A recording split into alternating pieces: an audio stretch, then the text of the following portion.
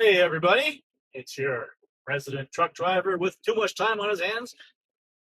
And I've been thinking about the state of Canada. Now, as we get close here to the end of construction season and I get to consider heading back home, got me thinking about protection. I know that sounds a little weird, being Canadian, but I've been thinking, every time I go home from work, because I do work away, I do live in rural Nova Scotia and usually end up working here in southwestern Ontario for a good chunk of the year.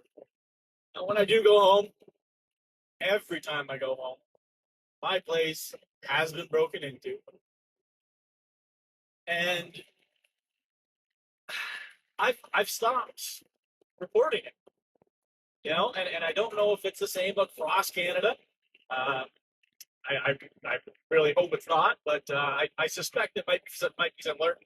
When I talk to people here in southwestern Ontario, you know, again, a lot of people don't report these crimes when people break into their garage or their shed.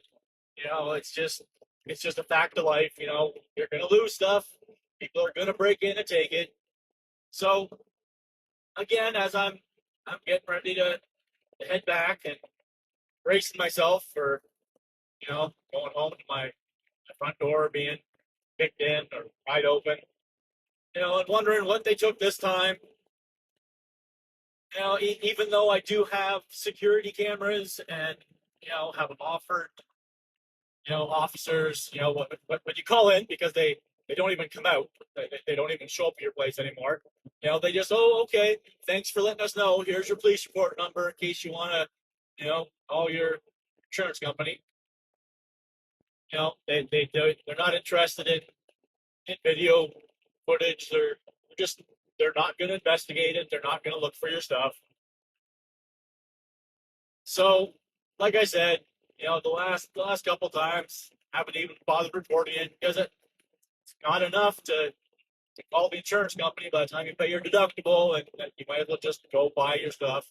You just make sure that if as sad as this is, in your home, don't have anything valuable enough that people are going to take that you need an insurance claim. Um, I carry most of my tools with me in my vehicle, and it's but again, back to my original point, I started thinking about protection, and if I was home and someone was breaking in to steal my stuff, and in Canada, we're not allowed to. Well, first of all, we're not allowed to protect our stuff at all. That's just stuff. Like leave your car keys, and just give it away. Make sure that you're safe because it's just stuff. Like your stuff has no value in the Canadian legal mentality. And I kind of get that, right? Like you don't want to die because someone's going to take your hands off. But on the other hand, that's my stuff. And when police response times, if there's a police response time, if they will even come out, and it's measured in days or hours instead of minutes, at what point do we take matters into our own hands?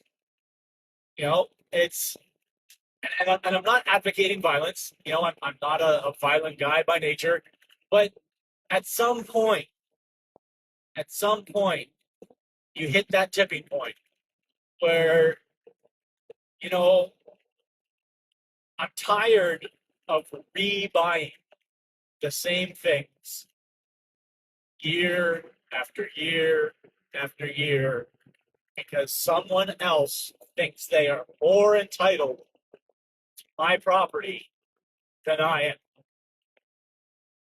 And there's no hope of any officer at any level ever stopping this stuff.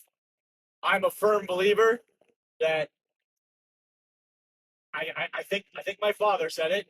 that I remember. It's the broken window syndrome. You know, if you punish the small crimes, the big crimes, well, people stop doing them, and we've got away from that. Like I said, officers, and again, they're overworked, right? There's not enough of them, but broken window syndrome, guys. You're not worried about the small crimes, so more and more and more people are committing the small crimes.